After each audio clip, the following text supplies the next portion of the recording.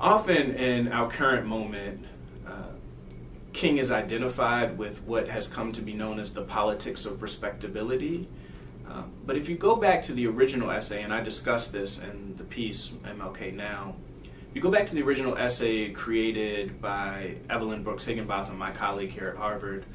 she really means to mark a dual concern among black intellectuals and activists. On the one hand, there's the type of respectability politics that people on the left have come to talk quite incessantly about, which is that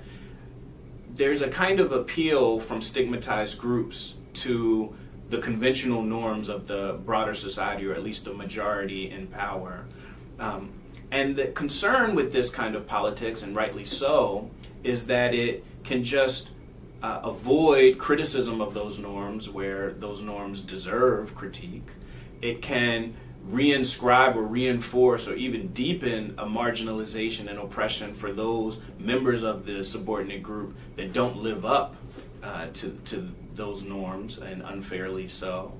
And it can entail a kind of appeal to the sufferance, or it can contain a kind of appeal to the sufferance of the dominant group in a way that's undignified and which corrodes self-respect. King, I want to say,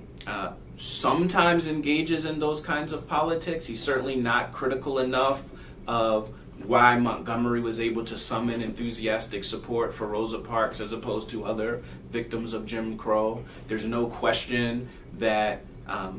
his use of his educational pedigree and certain modes of comportment and dress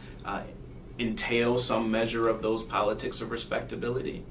But I think that if we move too quickly with that critique, we lose track of the other dimension of what Evelyn Brooks Higginbotham was describing with her appeal to this idea of the politics of respectability, which is what might be called a politics of character, or soul craft, or virtue ethics. And here, I think, there can often be a confusion, and it's one that we should resist, which is that when King appeals to something like trying to channel out anger or not embrace anger, or if he appeals to a virtue like thrift, his justifications aren't because they fit the dominant norms of society and will ease our material benefits, ease our transition into the mainstream of American society. He wants to hold on to those virtues because they're constitutive for him of a good life. One of the things that oppression can do is wear down people's ability or capacity to attain those goods that many of us would argue are constitutive to a life well lived. And King was very attuned to that question and thought that there was no way that African Americans should lose track of these virtues even in an environment of oppression.